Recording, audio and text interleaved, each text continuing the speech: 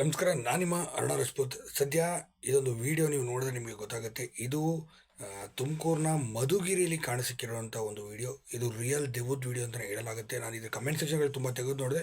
ಅದರಲ್ಲಿ 90% ಈ ವಿಡಿಯೋಗೆ ಪಾಸಿಟಿವ್ ಕಮೆಂಟೇ ಇದೆ. ಹೌದು, ಇದು ರಿಯಲ್ ದೆವ್ವನೇ, ನಮಗೂ ಕೂಡ ಈ ಅನುಭವ ಆಗಿದೆ ಆ ಮಧುಗಿರಿ ರಸ್ತೆಯಲ್ಲಿ ಅಂತಲೂ ಕೂಡ ಹೇಳ್ತಿದ್ದಾರೆ.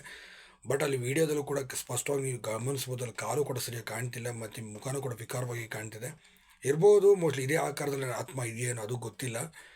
ಬಟ್ ಇದಾಗಂತ ನಾನು ಪೂರ್ತಿ ಇದನ್ನು ನಂಬಿದ್ದೀನಿ ಅಂತನಲ್ಲ, ಪೂರ್ತಿ ನಾನು ಇದನ್ನು ತೆಗೆದು ಹಾಕಲ್ಲ. ಅದೇ ಕಾರಣಕ್ಕೋಸ್ಕರ ಈ ವಿಡಿಯೋನ ನಾನು ಮಾಡ್ತಿರೋದು. ಇದನ್ನು ನಿಮ್ಮ ಅನಿಸಿಕೆ ಮತ್ತು ಅಭಿಪ್ರಾಯಗಳಿಗೆ ನಾನು ಕಮೆಂಟ್ ಸೆಕ್ಷನ್ ಬಿಟ್ಬಿಟ್ಟಿದ್ದೀನಿ. ಆ ನಿಜ ದೆವ್ವ ಅನ್ಸುತ್ತೆ ನಿಮಗೆ, ಇಲ್ಲ ಅನ್ಸುತ್ತೆ, ಅಥವಾ ಇಲ್ಲ ಅನ್ಸಿದ್ರು ಕೂಡ ಅಲ್ಲಿ ಏನಿಲ್ಲ, ಯಾವ ಕಾರಣಕ್ಕಿಲ್ಲ ಅನ್ನೋದು ಕೂಡ ಸ್ಪಷ್ಟವಾಗಿ ಏನಾದ್ರು ಮಾರ್ಕ್ ಸಿಕ್ಕರೆ ಮಾರ್ಕ್ ಮಾಡಿಬಿಟ್ಟಾದರೂ ಫೋಟೋನ ಹಾಕ್ಬೋದು, ಕಮೆಂಟಲ್ಲಿ ಹಾಕಿ. ಬಟ್ ನನ್ನ ಪ್ರಕಾರ ಇದು ಒಂದು ರಿಯಲ್ ದೆವ್ವ ಅಂತಲೇ ಹೇಳಬಹುದು. ತುಮಕೂರು ಜಿಲ್ಲೆ ಮಧುಗಿರಿ ರಸ್ತೆಯಲ್ಲಿ ಮೇನ್ ರೋಡಲ್ಲಿ ಇದು ಕಾಣಿಸಿಗ್ತದೆ ಅಂತ ಹೇಳಲಾಗುತ್ತೆ ಮಧ್ಯರಾತ್ರಿ. ದಯವಿಟ್ಟು ರಸ್ತೆಯಲ್ಲಿ ತಿರುಗಾಡೋರು ಹುಷಾರಾಗಿ ತಿರುಗಿ ಅಂತ ಇಲ್ಲಿ ಹೇಳಿದ್ದಾರೆ. ನಾನು ಕೂಡ ಅದನ್ನೇ ಹೇಳ್ತಿದ್ದೀನಿ. ಯಾವುದು ಕೂಡ ಸಾಕಷ್ಟು ವಿಜ್ಞಾನಕ್ಕೂ ಕೂಡ ಸವಾಲಾಗಿ ನಿಂತಿರೋ ಸಾಕಷ್ಟು ಉದಾಹರಣೆಗಳು ನಮ್ಮ ಭೂಮಿ ಮೇಲಿದ್ದಾವೆ. ಅದರಲ್ಲಿ ಇದು ಒಂದು ಅಂತ ಅಂದ್ಕೊಳ್ಳೋಣ. ಬಂಡು ಸಾಹಸ ಇಲ್ಲ ಸಾಹಸಗಳು ಬೇಡ.